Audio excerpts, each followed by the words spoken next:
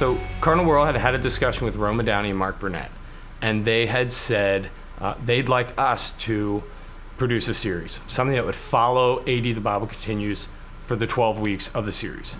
Well, what we were realizing was we wanted to try and capture the opportunity for buzz, that people were talking about the show, but also to empower Catholics to have some perspective on it, because the show is really geared to a general audience. And so we wanted to be able to zoom in for Catholics to be able to identify these elements which would resonate most profoundly with their faith. And in each episode, there has been clearly marked moments where we've really seen these Catholic takes, where there are opportunities to point out. So when we were thinking about that, it gave us a chance to think, okay, how can we help people in their water cooler conversation or in their elevator ride, when the people were talking about it, to say, oh, did you notice? And so that was the conversation. We have a really incredible group of people that all work in our digital media, communications, pastoral ministry, evangelization team. And there's a real synergy that's developed in our conversations that allow us to be able to start having conversations about how we could do things differently. One of our team members, Jonathan Lewis, he came up with the idea for the slate. The slate you see in every episode of A Catholic Take. And he said, let's play on the word take. And that was a really cool idea, and I like that. And I think that kind of sealed that concept.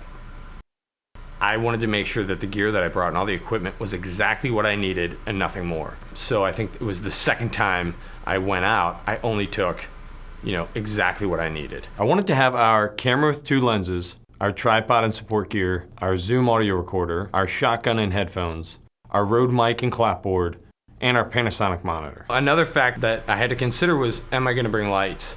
The beauty of having the 5D Mark III and having a DSLR where I can adjust the ISO, and the lenses we were using, the 50mm and the 85mm lens, they were, I think, a 1.4 and a 1.8, so I could really open them up and use a lot of the light. So I thought we'll use natural light, avoid bringing any of our own lights, and just making it just that slimmed down kit that I knew it would be enough that I could throw into my car, drive over here, set it up myself. And every week, the setup got easier and easier and easier because I was doing it over and over. Another factor that we had to determine was going to be our setup. How are we going to shoot this?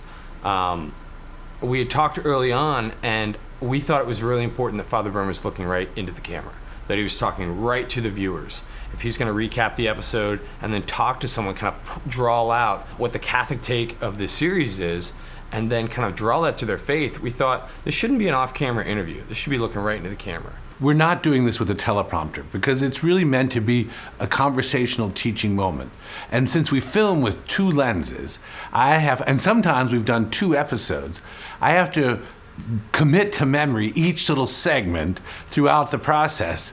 And so Christopher and I are constantly saying, what did I say again? What did I say again, before we actually push the button again and hopefully come up with something coherent.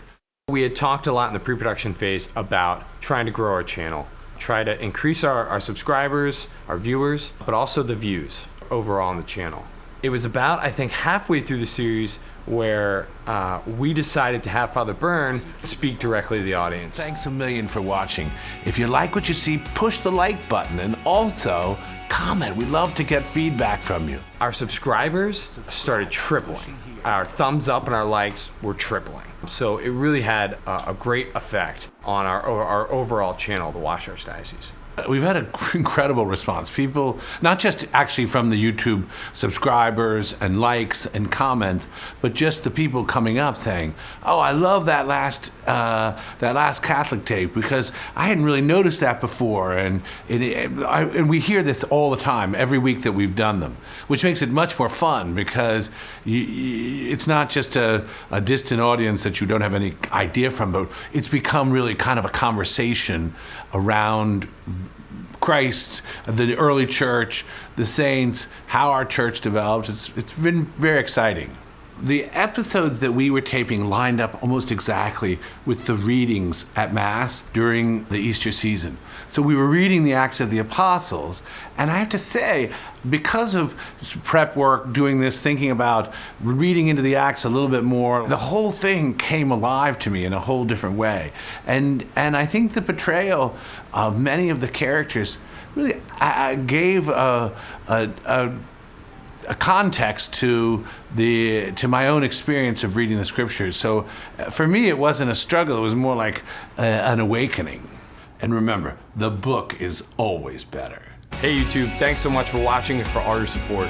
The opportunity to work on this series has really been a blessing to our team. We just want to encourage you to keep watching our videos, like them, comment, and definitely subscribe. Thanks so much, and God bless.